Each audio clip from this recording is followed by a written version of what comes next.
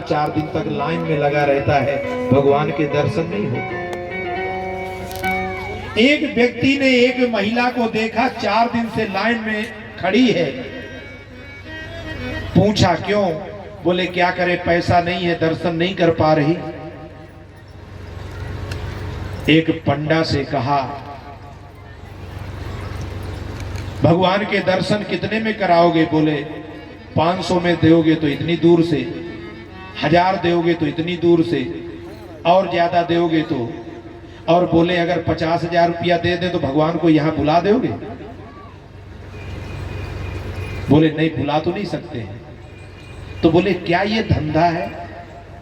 जब तुम भगवान को बुला नहीं सकते हो तो फिर ये पैसा लेकर के दर्शन क्यों कराते हो?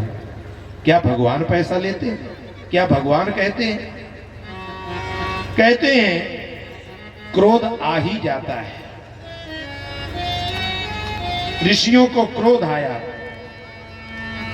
और श्राप दे दिया, 3 बार तुमने हमको रोका है, जाओ 3 जन्म तक तुम राक्षस बनो। देखिए बहुत शिक्षाएं मिलती हैं। असल में व्यक्ति को जब पतन का भय नहीं होता तो अधिकार का दुरुपयोग करता है, मालिक के विपरीत आचरण करता है, और ऐसे व्यक्ति को आसुरी वृत्ति में उतरना पड़ता है, उसका पतन हो जाता है। प्रत्यक्षम की प्रमाणम, कभी आप अनुभव करके प्रैक्टिकल करके देख लेना। कहते हैं ये जो पद मिला है आपको, ये किसी व्यक्ति का दिया हुआ पद है। जब भगवान का दिया हुआ पद जय और विजय से छिन गया तो जो प्रधानमंत्री और राष्ट्रपति बैठे हैं क्या ये बने रहेंगे? कहते हैं ना जाने कब छिन जाए, अधिकार रहेगा कितने दिन। कहते हैं शनकादिकों को देह में उतरने पर क्रोध आया। गए थे दर्शन करने और जय विजय के चक्कर में, यश प्रतिष्ठा के चक्कर में आने पर क्रोध आ गया। भला जब इतने बड़े साधकों को, संतों को क्रोध आ सकता है तो फिर आपको कैसे? बड़ा मुश्किल है। देवी बुद्धि बनती है। गुण संपन्ना बुद्धि देव होती है, और जितेंद्री पुरुष कर्दम है। जिसने अपनी इंद्रियों पर विजय प्राप्त कर लिया वही कर्दम है। कर्दम का जीव है, जितने यहां बैठे हैं सब कर्दम हैं। और देखो जब जीव धार्मिक होता है तो सब कुछ अपने आप मिलता है। बाबा तुलसीदास जी कहते हैं जिन सुख संपत्ति नहीं बुलाए, जिन सुख संपत्ति नहीं बुलाए, धर्मशील पर जाए सुहाए, धर्मशील पर जाए सुहाए, जिनमें सरिता सागर मह जाई, जिनमें सरिता सागर मह जाए, यद्यपि ताहि कामना नाहि, यद्यपि ताहि कामना नाहि। कहते हैं नदियां कहां जा रही हैं? पता है? सागर की ओर। जितने नदियां नाले हैं ये सब कहां जा रहे हैं? सागर की ओर। अच्छा, सागर निमंत्रण देता है, बुलाता है क्या? बिना बुलाए सब भागी चली जा रही हैं। गंगा, जमुना, सरस्वती, नर्मदा, सोनभद्र, गोमती, जितनी नदियां हैं सब गंगा सागर की ओर जा रही हैं। इसी तरह जो धर्मशील व्यक्ति है उसको संपत्ति प्राप्त नहीं करना पड़ता।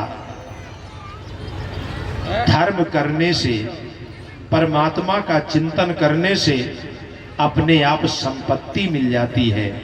सुख के लिए प्रयास नहीं करना पड़ता, अपने आप सुख मिलता है। एक बार धार्मिक बन के तो देखो। एक छोटी सी सत्यनारायण की कथा भी सुनाना जान जाए अगर व्यक्ति, तो बताओ उसमें भी दक्षिणा मिल जाती है कि नहीं? फल मीठा मिलते हैं कि नहीं? अच्छा ये बताओ, कोई कथावाचक गरीब है?